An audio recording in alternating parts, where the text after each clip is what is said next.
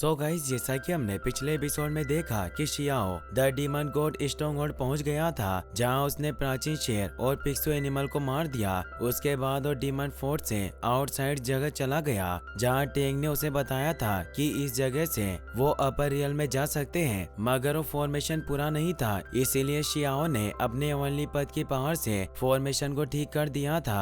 उसके बाद शियाओ जब टू नेचुरल टनल्स में था, तब उस पर हमला हुआ, जिसकी वजह से वो मशरूम के फॉरेस्ट में गिर गया था। अब हम देखते हैं कि शियाओ अपर रियल में था और उड़कर उस जगह को देखने लगता है, मगर शियाओ को लोअर रियल में के बदले अपर रियल में उड़ने के लिए काफी पावर का यूज करना पड़ रहा था। इस वजह से शियाओ को ऐसा लग रहा था कि अपर रियल में आने के बाद उसने अपने कल्टिवेशन की पावर को खो दिया है। तभी टेंग शियाओ से कहता है कि लोअर रियल के कंपैरिजन में अपर रियल में उड़ने के लिए काफी स्ट्रॉन्ग नियम है। इसकी वजह से यह हमारी काफी प्योर एनर्जी को यूज करता है। तभी उसे एक व्हाइट बोन दिखाई देती है और वो शियाओ से पूछता है कि इस व्हाइट बोन को देखकर तुम्हें क्या लगता है। तो शियाओ कहता है कि मुझे लग रहा है कि यहाँ के एनिमल भी काफी पावरफुल है। तभी शियाओ को किसी बर्ड की आवाज सुनाई देती है और वो उस बर्ड के पास जाता है और टेंग को बताता है कि सिल्वर फिनिक्स जैसा बर्ड लगता है, मगर ये उसकी तरह स्मार्ट नहीं लगता।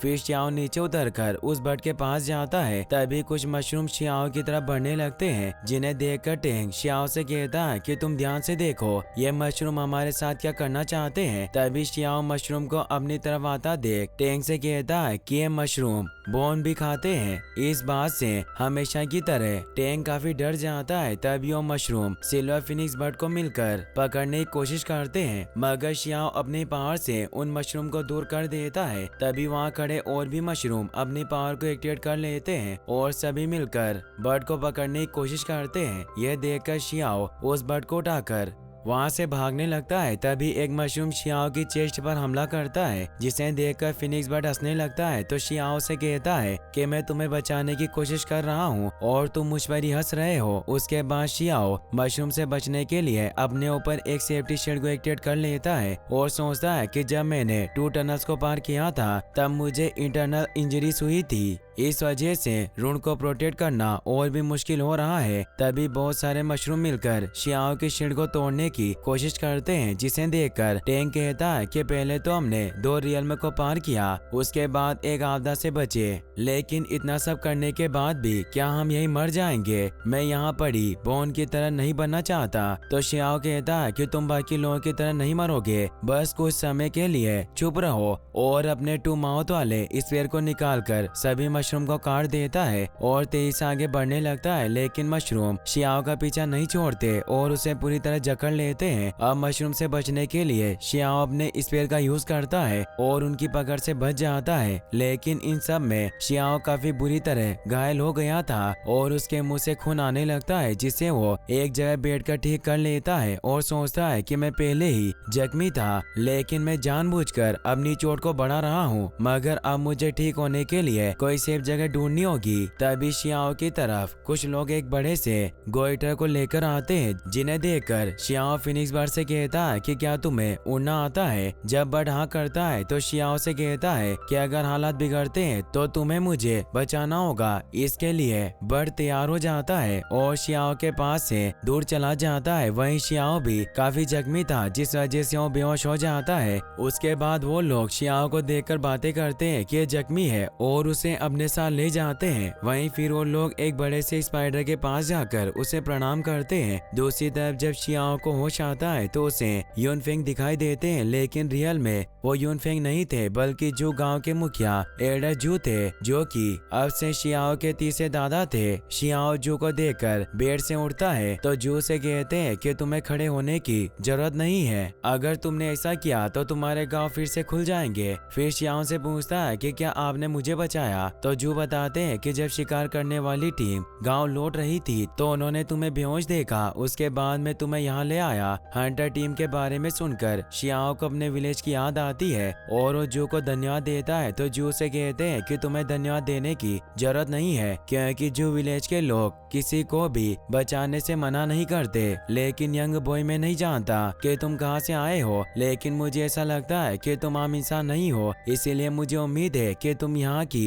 किसी भी चीज से प्रभावित नहीं होगे। यह कहकर जू वहाँ से चले जाते हैं। जू के जाने के बाद शियाओ सोचता है कि जू गांव के लोग किसी को भी बचाने से मना नहीं करते, लेकिन क्या ऐसा हो सकता है कि इस क्रूर अपर रियल्म में ऐसे भी लोग हैं। कुछ देर बाद शियाओ बाहर जाकर अपने आप को ठीक करने के लिए कल्टिवेशन करने लगता है। तभी शियाओ के अंदर से निकल रही पावर को यूज करके सिल्वर फिनिक्स बर्ड भी कल्टिवेशन करने लगता है, जो कि एक लड़के का रूप ले लेता है। वहीं शियाओ निवारण ऑफ 5 एलिमेंट मेथड का यूज करके अपनी बॉडी वर्क को पूरी तरह रिस्टोर कर लेता है। फिर शियाओ अपने रूप को भी बदल लेता है, क्योंकि वो नहीं चाहता था कि अपर रियल्म के लोगों को पता चले कि लोअर रियल्म के शी किंगडम का सम्राट है। वहीं शियाओ को जो एल्डर जू ने दवाई दी थी उसका असर अभी तक खत्म नहीं हुआ था, जिसका यूज शियाओ खुद को रिपेयर करने में करता है, जिसकी वजह से शियाओ ब्लड ट्रांसफॉर्मेशन रियल्म को तोड़ देता है, जिसकी वजह से शियाओ अपने कल्टीवेशन के लेवल को अप कर सकता था। इसके लिए शियाओ खुद को लकी समझता है, लेकिन इससे भी शियाओ अपने मिशन में पास नहीं हो सकता था, इसीलिए वो अपनी मेहनत को कंटिन्यू रखने का डिसाइड करता है। तभी शियाओ को वो बर्ड फिर से दिखाई देता है। तो शियाओ उसे कहता है कि तुम मेरे पास फिर से आ गए हो, अगर तुम मुझसे दूर नहीं जा रहे हो तो मैं भी अपनी पूरी पावर के साथ तुम्हारा सपोर्ट करूंगा। ये सुनकर वो बर्ड वहाँ से चला जाता है। तो शियाओ फिर से ध्यान लगाने लगता है और उसे ऐसा करते हुए सुबह हो जाती है। तभी एल्डर जू अपने गाँव के लोगों से कहते हैं कि अपर रियल में एक ऐसा क्षेत्र है जिसकी कोई लिमिट नहीं है, इसलिए यहाँ कई अनगिनत लोग पैदा होंगे जो कि बहुत ताकतवर है, और वहाँ होने वाले किसी कंपटीशन के बारे में बताते हैं, जिसे शियाओ सुन लेता है और जू के पास आकर इस बारे में पूछता है। फिर उन्हें अपने रूप के बारे में कहता है कि मुझे माफ करना, मैंने अपना रूप बदल लिया था और अब मैं जिस रूप में हूँ यही मेरी असली पहचान है। तो जू शियाओ को बताते हैं कि मैं जिस प्रतियोगिता के बारे में बात कर रहा हूँ उसे एवरी 1000 ईयर्स में सेलिब्रेट किया जाता है। हमारे छोटे से शहर के लिए यह कंपटीशन मिथक की तरह है। यह सुनकर शियाओ सोचता है कि इस प्रतियोगिता में मुझे ढेर सारे लोगों से मिलने का मौका मिलेगा, हो सकता है कि इस कंपटीशन में मैं अपने परिवार से मिल सकूं, और शियाओ उस प्रतियोगिता में भाग लेने के लिए तैयार हो जाता है। वहीं हुई सिटी के मार्शल एरिना में सभी लोग इकट्ठा होते हैं, जहाँ शियाओ भी था। वहाँ कुछ बट्टियां रखी थी जिन्हें एक लड़का उठाने की कोशिश करता है, मगर वो ऐसा नहीं कर पाता और नीचे गिर जाता है। तभी एक आदमी सभी को बताता है कि जो लोग सोचते हैं कि वो स्ट्रॉन्ग है और वो 1000 बट्टियों को उठा सकते हैं तो इस एरिना में भाग ले सकते हैं। फिर जू उस लड़के के पास जाकर उसे समझाते हैं कि तुम्हें हार मानने की जरूरत नहीं है, तुम इस हार को अपने अनुभव के रूप में यूज कर सकते हो। तभी शियाओ जू के पास आकर कहता है कि मैं इस टेस्ट को नहीं देना चाहता, आप बस किसी भी तरह मुझे सीधे मैदान में उतारो। तभी आसमान में एक पोर्टल खुलता है जिसके अंदर से एक फरमान निकलता है जो सभी को एक फोटो दिखाकर कहता है कि सिटी लॉर्ड का फरमान है कि अगर तुम में से कोई भी इस चित्र वाले आदमी को सिटी में देखे तो तुरंत हमें रिपोर्ट करे, इसके लिए तुम्हें इनाम भी मिलेगा। तभी लोग उस फोटो को देखकर बातें करते हैं कि इस फोटो में जो औरत है वो अक्सर टेम्पल लॉर्ड इमोर्टल से झगड़ती रहती है और वो घायल भी हो गई थी, लेकिन फिर भी वो बच गई। आखिर ऐसा कैसे हो सकता है? तभी एक आदमी बताता है कि मैंने इस लेडी को हवाई सिटी के पास देखा है। तो फरमान कहता है कि अगर ऐसी बात है तो यहाँ से कोई भी बाहर नहीं जाएगा, सभी टेम्पल मास्टर के आने का इंतजार करें। तभी वहाँ टेम्पल मास्टर जी चोंग आता है, जिसे देखकर शियाओ को छोड़कर सभी अपना सर झुका लेते हैं। चोंग सभी से पूछता है कि वो लेडी कहाँ है। तो एक आदमी बताता है कि कुछ लोगों ने उसे घाटी के पास देखा था। तभी वहाँ फेरी यूचन भी आती है, जिसे देखकर चोंगा कहता है कि चारों तरफ देखते रहो, अगर तुम्हें कोई सुराग मिले तो मुझे खबर करना, और एक पोर्टल खोलकर वहाँ से चला जाता है। उसके जाने के बाद लोग बातें करते हैं कि डी चोंग को 30,000 देशों में से कोई नहीं हरा सकता, इसीलिए उसके साथ जो लेडी थी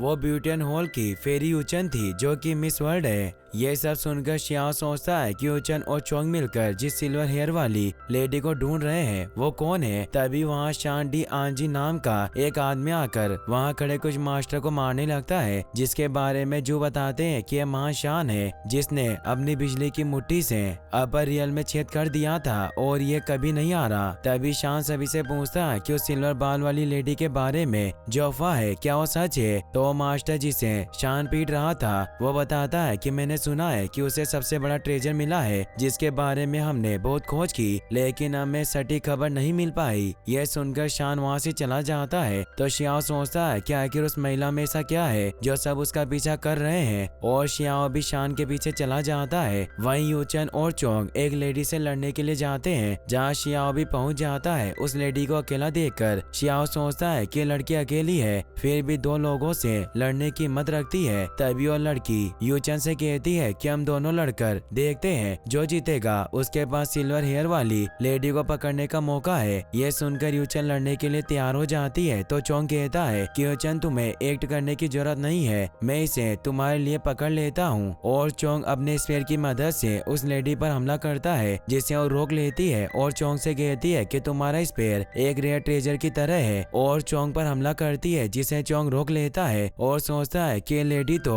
वेरेबल रियल में के शिखर तक पहुंच गई, लेकिन फिर भी इसने मुझ पर हमला करने के लिए डिवाइन फ्लेम को एक्टिवेट नहीं किया और फिर से अपने स्पेयर की मदद से उस लेडी पर हमला करता है। मगर लेडी चोंग के हमले से बचने के अपनी प्रोटेक्टिव शील्ड को एक्टिवेट कर लेती है और चोंग के हमले को आसानी से रोक लेती है। तभी यूचन उस लेडी पर हमला करने लगती है, जिसे देखकर वो लेडी यूचन से कहती है कि क्या तुम रियल में मुझे मारना चाहती हो? क्या तुम्हें डर नहीं है कि हम दोनों के हारने के बाद इसका फायदा कोई और उठाएगा? तभी वहाँ शान, जेनगू, टेंगिया आते हैं जो कि उस लेडी की तरफ थे। यह देखकर चोंग उसे कहता है कि तुम्हें चिंता करने की जरूरत नहीं है, आज नहीं तो कल हमें पता चल जाएगा कि हम लोगों में से स्ट्रॉन्ग कौन है। और चोंग यूचन के साथ वहाँ से चला जाता है। यह देखकर वो लेडी अपने साथियों से कहती है कि हमें यहाँ लड़ने की जरूरत नहीं है, बल्कि हमें सिल्वर हेयर वाली लेडी को ढूंढना चाहिए, और वो सभी भी वहाँ से चले जाते हैं। ये सब देखकर शियाओ सोचता है कि अब मुझे भी जल्दी ठीक होना होगा। और इसी के साथ ये एपिसोड यहीं पर खत्म हो जाता है। गाइस, आपको एपिसोड कैसा लगा मुझे कमेंट बॉक्स में जरूर बताना, और अगर आप ऐसे ही और इंटरेस्टिंग वीडियो देखना चाहते हैं तो इस वीडियो को लाइक करने के साथ साथ चैनल को सब्सक्राइब जरूर कर लें। Thanks for watching.